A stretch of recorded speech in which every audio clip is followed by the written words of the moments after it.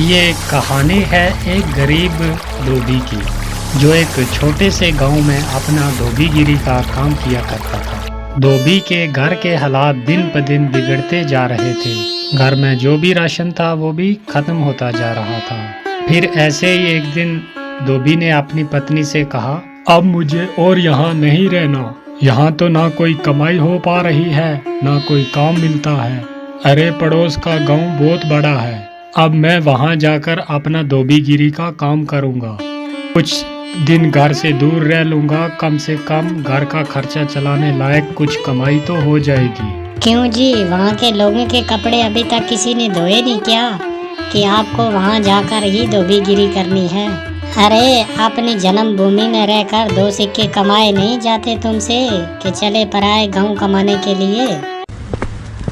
फिर अगले दिन सुबह चुपचाप धोबी अपने घर से निकला और दूसरे गांव की तरफ चल दिया।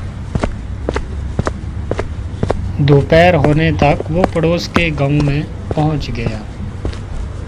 हारा थका जब धोबी वहां पड़ोस के गांव में पहुंचा तो वो हैरान रह गया ये देखकर कि उससे पहले ही वहां पर बहुत सारे धोबी हैं जो अपना काम काज कर रहे हैं। अरे यहाँ तो इतने सारे धोबी मुझसे पहले ही अपनी दुकान लगाए बैठे हैं। ऐसे मुझ अनजान धोबी के पास ग्राहक कैसे आएंगे? लगता है इस गांव से भी खाली हाथ ही लौटना पड़ेगा वापस। नहीं नहीं, खाली हाथ भी तो घर नहीं जा सकता, लेकिन क्या करूं? तभी फिर धोबी ने ग्राहकों को अपने पास बुलाने की एक तरकीब सोची।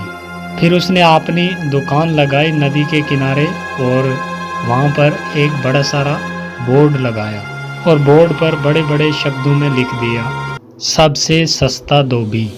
यहाँ हमारे कपड़े धोने के साथ साथ इस्त्री मुफ्त में की जाती है। और लोगों ने जब ये चीज़ देखी तो उन्हें कुछ नया देखने को मिला। अरे वाह, कपड़े धुलाई के साथ इस्त्री मुफ्त। अरे भाई ये लो, मेरे कपड़े ज़रा अच्छे तरीके से धो देना और साथ में अच्छी से इस्त्री भी कर देना।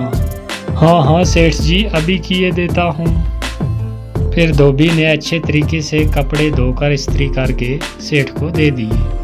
ये लीजिए, अब आपके कपड़े एकदम नए जैसे बन गए हैं। अरे भाई वाह, ये तो कमाल हो गया, सच में ये तो बिल्कुल नए जैसे लगते हैं।